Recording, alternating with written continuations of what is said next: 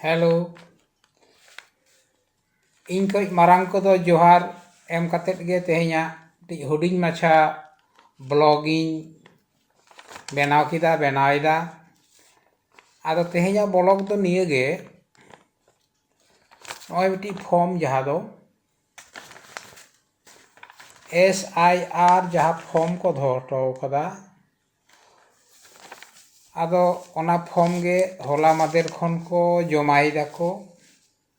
आदो नोआ आले पाड़ा रेगे मिट्टी कैंप SIR मिट्टी हेल्प कैंप को दुरुबा आदो ओंडे गे सनाम हर इदी कतेत को फॉर्म को फिलअप इदा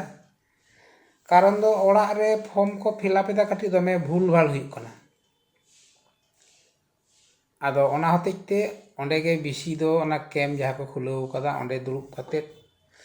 जहाँ दो हितो बाम बुझाव दाड़ेया कना ओंडे दो उनी BLO साहेब कुली कतेत फिलअप कना ओना दो सठिक भाबते हुई कना आदो ओनका रकम कतेत ताले खान फॉर्म को फिलअप चला कना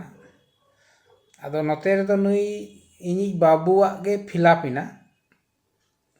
कारण नुई दो नोते रे गे हा भोटार हुई कनाई और आलिया दो हाँ जो हानते रे दिसम से रे कना आदो अंते रहो फॉर्म को फिलअप इदा को होयतो को जमा किदा हाँ आदो अंते हाँ मोटामुटी निये 22 तारीख धाबी को लई काट कोआ हाँ आको ठेन को जमा को हतावा और ऑफिशियली मा 4 तारीख क्या आदो आलिया दो अंते रे फिलअप कना आदो तेहेኛ दो नुई बाबुआ इन कोराव केतेया नादो रिसीव कॉपी केना आदो नोंडे जहाँ कलमे लईदा नोंडे दो डेट ऑफ बर्थ मिना 22/11/2003 आधार नंबर ऑप्शन ओंडे दो एम दाड़ेया बांग हम दाड़ेया नादामा बेपार मोबाइल नंबर दो ना दो लगा कान गिया नोंडे फादर नोंडे दो इᱧᱟᱹᱜ ᱧᱩᱛᱩᱢ ना दो बैसोइना एरपर फादरा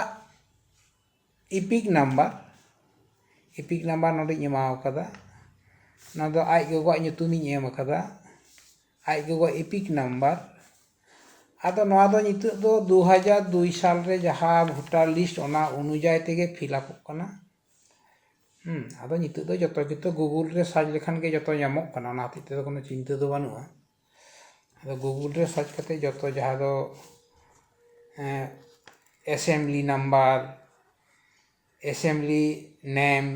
पार्ट नंबर सीरियल नंबर आदो नुई दो 2002 साल रे दो बाय ताहे कान लेकाते जजम धारे जहाँ दो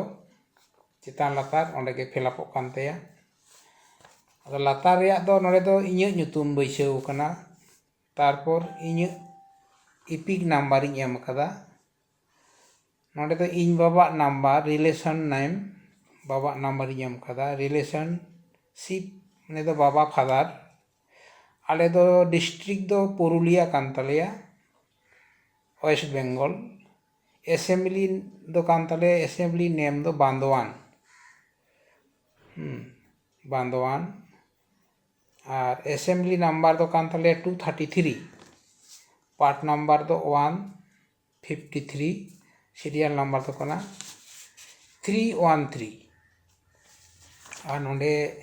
सई कदाय बाबुई सई कदा डेट एम कदा और BLO सई लातार रे मिना और जहाँ दिन ने जमाय हतायदा एनलो डेट ओंडे बैसाव मिना तेहेñ जमा किदा माने 22/11/2025 এই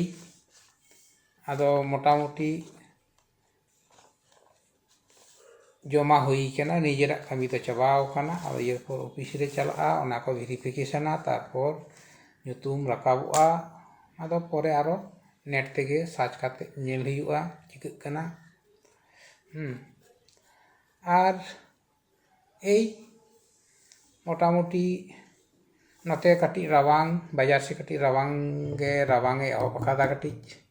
ᱱᱤᱛᱚᱜ ᱫᱚ ᱩᱱᱟᱹᱜ ᱵᱟᱝ ᱨᱟᱵᱟᱝ ᱠᱟᱱ ᱨᱮᱦᱚᱸ ᱢᱚᱴᱟᱢᱩᱴᱤ ᱧᱤᱫᱟᱹ ᱥᱮᱛᱟᱜ ᱥᱤᱢ ᱨᱟᱜ ᱫᱚ ᱠᱟᱹᱴᱤᱡ ᱦᱟᱞᱠᱟ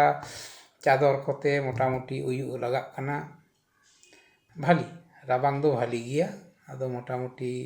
ওই আরকি দিশম খোঁজ ᱫᱚ ᱱᱚᱛᱮ ᱫᱚ ᱨᱟᱵᱟᱝ ᱠᱟᱹᱴᱤᱡ ᱠᱚᱢᱟ ᱛᱚᱵᱮ ᱨᱟᱵᱟᱝ ᱮᱦᱚᱵ ᱟᱠᱟᱫᱟᱭ ᱟᱨ ᱢᱚᱴᱟᱢᱩᱴᱤ ᱡᱚᱛᱚ ᱜᱮ ᱱᱟᱯᱟᱭ ᱜᱮ ᱟᱨ ᱴᱷᱤᱠᱟᱹᱱ ᱜᱮᱭᱟ ᱜᱟᱛᱮ ᱠᱚ ᱵᱚᱭᱦᱟ ᱠᱚ দিদি তাকো দাদা তাকো ᱚᱱᱠᱟᱜᱮ ᱱᱟᱯᱟᱭ ᱜᱮ ᱢᱟ ᱮᱱᱠᱷᱟᱱ ᱛᱮᱦᱮᱧ ᱫᱚ ᱱᱤᱝᱠᱟᱹ ᱜᱮ ᱯᱚᱨᱮ ᱟᱨ ᱵᱞᱚᱜ ᱨᱮ ᱟᱨ ᱚᱱᱠᱟᱜᱮ ᱜᱚᱞᱯᱷᱚ ᱦᱩᱭᱩᱜᱼᱟ ᱧᱟᱯᱟᱢ ᱦᱩᱭᱩᱜᱼᱟ ᱟᱨ এই